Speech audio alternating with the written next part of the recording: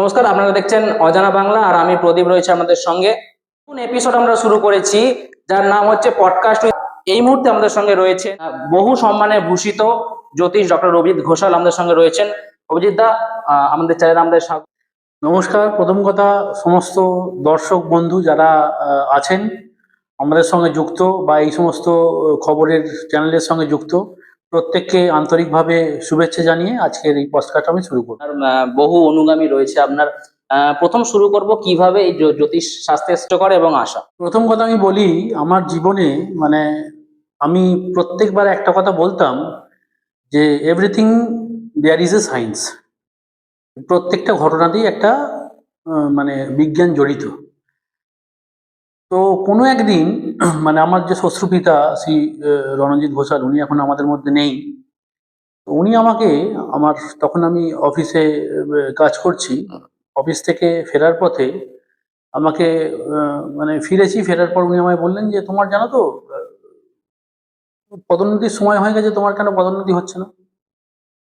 তো তার মধ্যে অনেক গল্প আছে। ওই দিনকে আমি একটু মানে এখন অন ক্যামেরাই বলি, একটু আমার অস্থিরতা লেগেছিল যে সারাদিন আমি খেটে খুটে এসেছি আর এই ধরনের, মানে ওটা আমার একটু মজাক লেগেছিল আর কি, সোজা বাংলা কথা। তো মিরাকেলি পরের দিন যখন আমি অফিসে যাই, তখন বেলা ওই 2:45 কি 3টে বাজে। আমার যে মেন ক্যাম্প থেকে আমার কাছে একটা ফোন এলো যে come as early as possible. তো নতুন বিবাহিত জীবন, পাটা কাঁপছে, ভাবছি যে হয়তো বা চাকরিটা চলে গেল, কিন্তু বুঝতে পারছিলাম না যে আমার দোষটা কোথায়। কিন্তু মিরাকেলি প্রদীপ, তুমি বিশ্বাস করবে না, আমি যখন আমার মেন ক্যাম্পে এলাম তখন আমি ন্যাশনাল হাইওয়ে NH6 যে ওয়াইডারিং প্রজেক্টের সঙ্গে যুক্ত ছিলাম। তো আমি যে পোস্টে কাজ করতাম তার থেকে 6টা থেকে 7টা পোস্ট উঁচু, মানে AQS অ্যাসিস্ট্যান্ট কোয়ান্টিটি সার্ভেয়ার, এই পোস্টে মানে জাস্ট উনি বলার পরের দিনই আমি কিন্তু উন্নীত হয়েছিলাম। তাতে আমার মনে হয়েছিল যে এই যে সাবজেক্টটা, এটার মধ্যে কিছু সারবত্তা আছে, বিশ্বাসযোগ্যতা আছে। একদম আমার মানে ভিতটাকে কাঁপিয়ে দেওয়া হয়েছিল ওই কথাটায় যে একটা কথা, একটা লোকের অ্যাজাম্পশন এত পরিমাণ চরম যে একটা সত্য, সেটা সেদিনকে আমি উপলব্ধি করেছিলাম। মানে কোথাও জ্যোতিষের উপর আস্থাটা বেড়ে গেল। আস্থা মানে বলতে পারো ওই অন্ধর চোখে নতুন চোখ লাগিয়ে আলো পেলাম। এবং ওই সময় আমার শ্বশ্রুপিতার হাত ধরেই আমার জ্যোতিষে আসা, জ্যোতিষের প্রতি আস্তে আস্তে অনুরক্ত হওয়া। এবং আমি আমার বলতে এটা দ্বিধা নেই, আমি সর্বদা একটা কথা বলতাম যে everything there is science. Now I am telling যে everything there is beyond science. সায়েন্সের বাইরেও অনেক কিছু আছে যেগুলো আমরা একমাত্র উপলব্ধি করতে পারি, এর বাইরে কিছু নয়। তো আমার জ্যোতিষে আসার গল্প এই। এবং আমি কোনোদিন থেমে থাকিনি। বিশেষ করে আমি আমার যে কেরিয়ারগত জায়গাতেও আমি মোটামুটি একটু ভালো ছেলে হিসেবেই আমার একটু নামযশ ছিল। তো আমি কোনোদিন পড়াশোনা থেকে দূরে সরিনি। তারপরে starting from 2004, now 2025, long 21 years আমি এই পথে বলতে পারো আমার জ্ঞান আহরণ করে চলেছি, এবং ভবিষ্যতেও চেষ্টা করব যদি আর কিছু শিখতে পারি। আমি মানে I M A doctorate from Florida, USA। Theology নিয়ে ডক্টরেট আমি কমপ্লিট করেছি, কিন্তু তারপরেও বলি আমার অনেক কিছু শেখার বাকি আছে এবং আমি প্রতিনিয়ত শিখে চলেছি। আমাদের জ্যোতিষকে কি বলা হয়? আমাদের জ্যোতিষকে বলা হয় সিউডো সায়েন্স, মানে পড়া বিদ্যা বা পড়া শাস্ত্র বলে আমাদের জ্যোতিষকে বলা হয়। তো আমি বলি যে জ্যোতিষটা এই পড়া সায়েন্স থেকে সায়েন্সে পরিণত হোক। এবং জ্যোতিষ বিদ্যা, জ্যোতিষ শব্দের অর্থ হচ্ছে আলোর বিদ্যা। আলোর বিদ্যা, মানে মানুষকে আলোয় নিয়ে যাওয়ার বিদ্যা, এটাকে জ্যোতিষবিদ্যা বলে। তো এই আলোটা মানুষের মধ্যে প্রকাশিত হোক। আমি মানে প্রথম থেকে শেষ পর্যন্ত একটা কথাই বলি যে পৃথিবীতে কোনো জ্যোতিষ নেই who can change your destiny, যে তোমার ভাগ্য পরিবর্তন করতে পারবে। পৃথিবীতে কোনো জ্যোতিষ নেই। তো জ্যোতিষদের কার্যকারিতা কি? জ্যোতিষরা কি করে? জ্যোতিষরা তোমার যে চলার পথে প্রবাবিলিটিটাকে বাড়িয়ে দেয়। ধরো তোমার দোকানে তুমি একটা কোনো জিনিস বিক্রি করছো, এখানে তোমার নিত্যদিনের খদ্দের 10 জন। জ্যোতিষরা কি করে, ওই খদ্দেরের আনয়নটা 10 থেকে 15 নিয়ে যায়। তাতে তোমার যে ব্যাপারটা হয়, তোমার মধ্যে যে চেঞ্জেসটা হয়, at the end of the day আমরা কি প্রসপারিটিতে বিশ্বাসী, সৌভাগ্যে বিশ্বাসী। তোমার যখন 10 জন খদ্দের যে পয়সাটা তোমার কাছ থেকে কেনাকাটা করতো, তখন সেটাকে আমি 15 জনে উন্নীত করলাম, তখন কিন্তু দেখবে অটোমেটিক তোমার ইনকামটাও বেড়ে যাচ্ছে। তাহলে জ্যোতিষ কিন্তু প্রত্যক্ষভাবে না হলেও পরোক্ষভাবে মানুষের জীবনে আলো জ্বালায়। এটাই হচ্ছে জ্যোতিষের সবচেয়ে বড় ক্যারিজমা। আর আমাদের দেশে যারা তাবড় তাবড় পলিটিশিয়ান, যারা তাবড় তাবড় অভিনেতা, যারা তাবড় তাবড় খেলার জগতে যুক্ত, তারা যখন জ্যোতিষ মানে, ভারতবর্ষের বুকে এমন অসংখ্য মানুষ আছে যারা বুদ্ধি দেওয়ার জন্য কোটি কোটি টাকা দিয়ে লোক পুষে রেখেছে। সেই সমস্ত ব্যক্তিগণ যখন জ্যোতিষ মানে, তো দেয়ার ইজ সামথিং। জ্যোতিষের মধ্যে কিছু তো আছে। অনেকে বলে যে কর্মই শেষ কথা। আমি বলি গীতাতেও বলছে যে কর্মণ্যে বাধিকার আসতে মা ফলেষু কদাচন, বাট আফটার দ্যাট ধর্ম বলেও একটা কথা আছে। জ্যোতিষশাস্ত্র 3টে জিনিসের সংমিশ্রণ। যেটা অ্যাস্ট্রোনমি পার্ট, সেটা টোটালি সায়েন্স।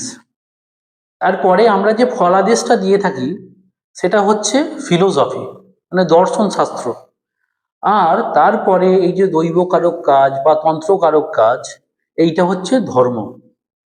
বলছে where science ends then philosophy starts, and where philosophy ends then dharma starts, religious your entity starts.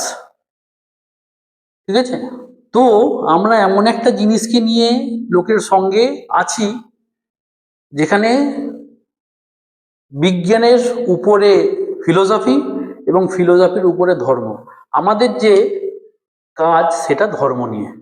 সুতরাং যেখানে যদি কোনো জ্যোতিষ সৎ হয়, সে চেষ্টা করবে যে তার ক্লায়েন্টের মধ্যে ধর্ম প্রতিষ্ঠা করা। আর ধর্ম প্রতিষ্ঠা করলেই বৃদ্ধি তোমার দেখবে অটোমেটিক হয়ে যাবে। কারণ সংস্কৃতে আরেকটি প্রবাদ আছে যে ধর্ম রক্ষতি রক্ষত। তুমি যদি ধর্মকে রক্ষা করো, ধর্ম তোমায় অটোমেটিক রক্ষা করে দেবে। বর্তমানে বিভিন্ন জায়গায় প্র্যাকটিস করছেন আপনি এবং নিজের মন্দিরেও করছেন। সামনেই নতুন বছর আসছে, নতুন বছরে কি বলবেন নতুন বছর সম্পর্কে? নতুন বছর সম্পর্কে বলি, এই যে বছর আসছে নিউমারোলজিক্যালি রবির বছর, মানে সংখ্যা তত্ত্ব অনুযায়ী রবির বছর। তো প্রত্যেক দিন আমি আমার প্রত্যেক দর্শক বন্ধুকে বলবো, আপনাদের জীবন দেখবেন এই যে মঙ্গলের বছর প্রচন্ড ড্রাস্টিক ছিল, লোকের পিছনে প্রচন্ড অস্থিরতা, লোকের সংসার ক্ষেত্রে, লোকের ইনকাম ক্ষেত্রে প্রচন্ড অস্থিরতা সৃষ্টি করেছে। তো রবির বছর আমি বলবো, রবি মানে আলো। আমার পাত্রে একটু রক্ত চন্দন মানে লাল চন্দন মেশান, মানে গঙ্গা জল দিয়ে লাল চন্দন মেশান। আর যদি পারেন একটু অক্ষত মানে আতপ চাল মিশিয়ে হ্রিং সূর্যায় নম, সকাল 8টার মধ্যে সূর্যদেবের উদ্দেশ্যে আপনারা ওই অর্ঘ্য দান করুন। দেখবেন অটোমেটিক আপনাদের জীবন আলোকিত হয়ে যাবে। আজকে ব্যাপার যেটা আমি আলোচনা করব যে what is astrology, what is তন্ত্র, ঠিক আছে, সেইটা নিয়ে আমি আজকে আলোচনা করব। কারণ আজকের পডকাস্টের সেন্স হচ্ছে, আমি যেটা লোকের কাছে বারবার যে তত্ত্বটা নিয়ে পৌঁছতে চাই, সেটা হচ্ছে মানুষের মননটা আস্তে আস্তে শেষ হয়ে যাচ্ছে। মানে মানসিক দুটো দিক, মানুষের দুটো দিক, একটা হচ্ছে ব্রেন দিয়ে চিন্তা আর একটা হচ্ছে মন দিয়ে চিন্তা। তো ব্রেনের বশবর্তী হয়ে না আমাদের মনটা কিন্তু অ্যাকচুয়ালি শেষ হয়ে যাচ্ছে। তো আজকে আমি চাইবো যে আমার এই পডকাস্টের দ্বারা মানুষ ভক্তিতে ফিরুক, মানুষ ধর্মে ফিরুক, এবং দেখবেন অটোমেটিক আপনাদের মধ্যে, আবারও বলি, যদি আলোর তলায় থাকেন আপনারা আলো পাবেন। এই যে মানুষ ভক্তিতে ফিরুক, ধর্মে ফিরুক, এখন ব্যস্ত জীবন, মানুষ নিজের কাজে ব্যস্ত, বিভিন্ন নানা সমস্যায় ভুগছে, তার মাঝেও কিভাবে নিজেকে খুঁজে উঠবে এবং ঈশ্বর সাধনায় বলুন বা ধর্মের মতি ফেরাবে যদি বলেন। আমি একটা কথা বলি, দেখুন, আমি যখন আমার পরিবারে খেতে বসি, তখন দেখবেন আমি গল্প করে করে খাই, আধ ঘন্টা থেকে 40 মিনিট সময় নিই। আমি যখন ঘুম থেকে উঠি 8টার জায়গায় আমি 8:30 9টায় উঠছি। তো ব্যাপার হচ্ছে, যখন কিছু আপনি শুরু করবেন তখন আপনাকে কৃচ্ছ সাধন করতে হবে, মানে আপনার সময়টা আপনাকে সেইভাবে শিডিউল হতে হবে। আমরা যদি নিত্য জীবনে বাথরুমে যেতে পারি, আমরা যদি নিত্য জীবনে খেতে পারি, আমরা যদি নিত্য জীবনে দাঁত মাজতে পারি, আমরা যদি নিত্য জীবনে তেল মাখতে পারি, তাহলে ধর্ম করতে তো কোথাও বাধা নেই। ব্যাপার হচ্ছে, দেখুন, সবকিছুই মনের ব্যাপার। হ্যাঁ, মনে হয় লোকে সবসময় চায় যে রেডিমেড কিছু প্রোডাক্ট, কিন্তু যতক্ষণ না দেখবেন একটা যখন ছুরি মোটা হয়ে যাও, সেটাকেও দেখবেন আপনাকে স্পেশালভাবে ঘষতে হয়, নাহলে তো আপনি ধার পাবেন না। আপনি কোনো কিছু, নিউটনস ল কি বলছে, যে প্রত্যেক ক্রিয়ারই সমান এবং বিপরীত প্রতিক্রিয়া আছে, নিউটনস ল না? হুম। তো নিউটনস ল যদি চির সত্য হয়, তাহলে আপনি যদি ধর্মের প্রতি আপনার কিছু সময় দেন, আপনাকে কিছু ফেরত দিয়ে দিচ্ছে। কখন মানুষ জীবনের সমস্যা ভুগছেন, কখন মানুষ বুঝবে যে একটুখানি তাকে জ্যোতিষের পরামর্শ নেওয়া উচিত? না, জ্যোতিষের পরামর্শ, যে কোনো জিনিসের দেখবেন দুটো সময় থাকে, একটা সুসময় আর একটা হচ্ছে দুঃসময়। সুসময়ে তুমি বুঝতে পারবে না যে হোয়াট ইজ মাই ডিফিকাল্টিস। আচ্ছা, আর একটা জিনিস আমি বলি, আমি এই পডকাস্টের মাধ্যমে বলি, কোলাঘাটে কিছুদিন আগে একটা বহুল প্রচলিত একটা কেস হয়েছিল, যে একটা বাড়ির 21 বছরের ছেলে স্ট্রোক হয়ে মারা যায়, এবং তার পরবর্তীতে তার মা ওই ঘটনাটা শুনে ছাদ থেকে ঝাঁপ মেরে মনে হয় আত্মহত্যা করে। তো তুমি একটা প্রদীপ আমাকে চিন্তা ভাবনা করে বলো, যে ওর আগের দিনেও কি বা 5টা মিনিট আগেও কি ওই পরিবারের কেউ জানতো যে তাদের ওপর এই ঝড়টা আসতে চলেছে? তো আমি বলি কি, জ্যোতিষ হচ্ছে তোমার জীবনের ব্লু প্রিন্ট। ঠিক আছে, ভালো এবং খারাপের, দেখো, আমি জ্যোতিষ করি, আমি ভালো জ্যোতিষ, আমি খারাপ জ্যোতিষ, এই জায়গায় পরে আসছে, এই জায়গায় পরে আসছে। আমি বলি, আমি জ্যোতিষ, আমি তো মৃত্যুকে আটকাতে পারবো না, না, সম্ভব নয়। সম্ভব না। কিন্তু তোমার জীবনে কোনো একটা ঝড় আসছে, এই জায়গাটায় যদি তোমাকে আমি আগে আগাম থেকে সাবধান বলে করে দিই, আগাম সাবধান করে দিই, দুটো জিনিস, ধরো একটা কোনো সাইক্লোন বা ওই ধরনের কোনো স্টর্ম আমাদের আসছে, দেন আমরা তো ঝড়টাকে আটকাতে পারি কি? কিন্তু করি কি, ওই সুন্দরবন এরিয়া থেকে লোকগুলোকে সরিয়ে নিয়ে গিয়ে নিরাপদে রাখি। তাতে হয় কি, ক্ষয়ক্ষতিটা কম হয়। ঠিক আছে, জ্যোতিষও তাই। জ্যোতিষের ছত্রছায়া থাকলে তোমার জীবনটা একটু স্মুথ হবে, এই, এর বাইরে কিছু নয়। তো যে সকল দর্শক বন্ধুরা অভিজিৎ ওদেরকে দেখাতে চাইছেন, কিছু নিজের জীবনের সমস্যার কথা জানাতে চাইছেন, মেটাতে চাইছেন, কোথায় কোথায় চেম্বার করছেন? আমি এটা আমার কি বলে, মাতৃ যে আশ্রম, মানে আমার এই আশ্রমে, এটাকে ধামসিয়া ঝন্টি শীতলাকালী আশ্রম নামে এই জায়গাটা খ্যাত। তো এখানে আমার মা শীতলা এবং মা দক্ষিণা কালী অধিষ্ঠাত্রী। এইখানে আমি প্রতিদিন থাকি, সকাল 10টা থেকে 1টা, বিকেলবেলা বাই কন্ট্যাক্ট। দক্ষিণেশ্বর চেম্বার বুধবার দিন 4টে থেকে 8টা, আর কোলাঘাটে যাই বাই কন্ট্যাক্ট, ওরা রেডি করে, তারপরে আমি একদিন গিয়ে দেখে আসি। ব্যাপার হচ্ছে, আমি আমার জীবনে দুটো জিনিসকে খুব মানে ফলো করে চলি, সেটা হচ্ছে নিষ্ঠা আর প্রচেষ্টা। আমি কোনোদিন থেমে থাকিনি, আবারও বললাম, আমার প্রচেষ্টা সর্বত। ঠিক আছে, আমাকে যারা চেনে তারা জানবে যে আমি কোনোদিন থেমে থাকার মানসিকতায় বিলং করি না, এক। আর 2 নম্বর হচ্ছে, আমার মনের মধ্যে কোনোদিন এটা আসেনি যে জ্যোতিষটা শুধুমাত্র পয়সা ইনকাম করার সাবজেক্ট। ঠিক আছে, আমি বলি যে প্রপার পরিষেবা আগে দেওয়া হোক, তার বিনিময়ে যেটুকুনি আমার রেমুনারেশন সেটা আমি পাবো। ঠিক আছে, জ্যোতিষটা, আবারও বলি, জ্যোতিষ মানে হচ্ছে আলো। যেমন ক্লায়েন্টকে আমি আলো দেখাবো, তেমন আমারও উচিত নিজের মনের মধ্যে আলোর ওই শিখাটাকে জ্বালিয়ে রাখা, কারণ ওই আলোটা না থাকলে আমি আপনাদের প্রতি আলো প্রদান করতে পারবো না। যারা অনলাইন কনসালটেন্সি করতে চাইছেন, যোগাযোগ নাম্বারটা যদি একটু বলেন। আমার যোগাযোগ নাম্বার 9836019619 এবং 9143074028, এই দুটো আমার contact number. Best astrologer Howrah search করে আপনারা দেখতে পারেন। মোটামুটি প্রথমে সারিতেই আমায় পেয়ে যাবেন। 5 বেস্ট ইন সিটিতে হাওড়ার সেরা 5-এ আমি আছি। এছাড়াও সারা জীবন ধরে চেষ্টা করেছি পড়াশোনার সঙ্গে থাকতে, এবং আমার যেটুকুনি যা প্রাপ্তি, আমার শ্বশুর পিতার দেখানো পথ, এবং সেই পথে আমি চেষ্টা করব শেষ পর্যন্ত হাঁটার। বিভিন্ন উপাধিতে ভূষিত, বিভিন্ন বহু সম্মানে সম্মানিত, শেষ দর্শকের জন্য কি বলবেন? আমি বলি একটা কথা খালি আপনারা মাথায় রাখা, এই জ্যোতিষের ব্যাপারে আগ্রহী তারা একটা কথা মাথায় রাখবেন যে কোনো কিছু কিন্তু সহজে প্রাপ্তি হয় না। আর আপনাদের এটা বুঝতে হবে, জানতে হবে যে কোন জ্যোতিষ। দেখুন, আমি চালাক মানে আপনি বোকা, এটা তো হতে পারে না। তো আপনাকে বুঝতে হবে বা জানতে হবে কোন জ্যোতিষ প্রফেশনাল আপনার সঙ্গে শুধুমাত্র ব্যবসা করছে, এবং কোন জ্যোতিষ হৃদয়ের সঙ্গে আপনার সঙ্গে ব্যবসা করছে। ঠিক আছে, দুটো তফাৎ। দেখুন, ব্যবসা সবাই করে, আমিও করি, আমিও প্রফেশনাল। বাট প্রফেশনালিজমের মাত্রাটা যেন এই পর্যায়ে না থাকে যে আমার ক্লায়েন্টের প্রতি আমার সহানুভূতি থাকবে না, আমার সহানুভূতি আমি হারিয়ে ফেলবো, এটা যেন না হয়। আমি যদি আমার ক্লায়েন্টকে আমার পরিবারের সদস্য না ভাবতে পারি না, তাহলে আমি কিন্তু আমার ক্লায়েন্টের কোনো রকম উপকার করা যাবে না, করতে পারবো না।